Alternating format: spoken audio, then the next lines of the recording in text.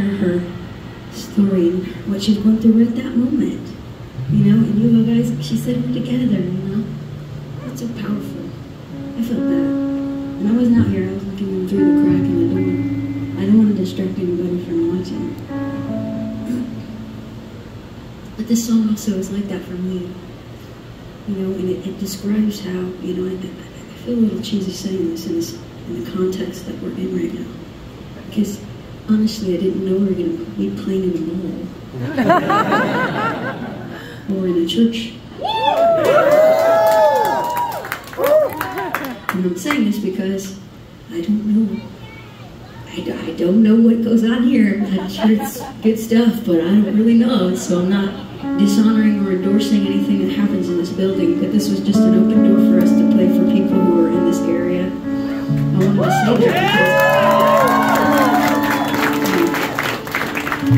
Mikey was saying this in Islander too, saying, I don't agree with everything my guitar player. I'm not endorsing him either. I'm talking about Evan. I'm just motioning this way. I love Evan. He's awesome. Okay, this is Evan Rodney. I'll just introduce him. Evan is an amazingly gifted man, and we're so thankful to get to know him. Stop talking about him. But that's what's cool about Evan. And so he. Oh yeah, his mom's here too. You guys give it up for her. Without her and him not being here, we wouldn't have such a cool album because he helped us record and produce and mix the first album, Live Streams, and then this one. And then he also used to sing for a band called Cage9 and then again Powerman 5000. And he's a great singer. Okay, so I'm talking about him because he is actually, I got to sing a song with somebody, and the thing is, like, I don't like doing stuff unless I get it. You know, I mean, that makes sense. That's kind of a dumb thing to say, but, like, I don't like, unless I can relate, unless, it, like, I don't like singing a song unless I get it, unless it's something I can sing from my heart. And Ben Burnley from Breaking Benjamin called me to do this song with him. And at that time, I was going through some things, but what was interesting is that it was about Easter time.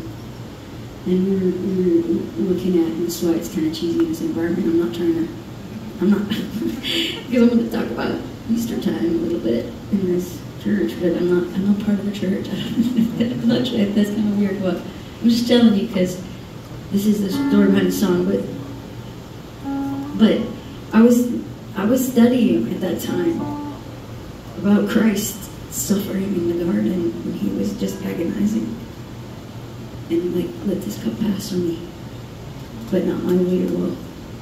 And as I'm reading this story and then this song comes to me, Dear Agony, the story just unfolded. Like, not only did Ben and I have, like, I could sing this song from my heart because of what we both went through to write songs like that, that this was like in the moment of me studying this about what Christ went through, and that we're not alone in that. Like, and that's the whole point, is that we're not alone. We have each other, but sometimes we don't have each other. Sometimes we don't have nobody. What's so awesome is that we do have that understanding there from Christ. And I didn't want to talk about that, but it was in my head, and I felt like saying that. Because it's fun to say we're all together, and then you're behind and it's hard to feel like you're still together. And I just want anybody here to know that you're not alone, no matter what you're going through. You're never actually alone. That's like an illusion. And I'll tell you more about why I know that later, but this is the song is called.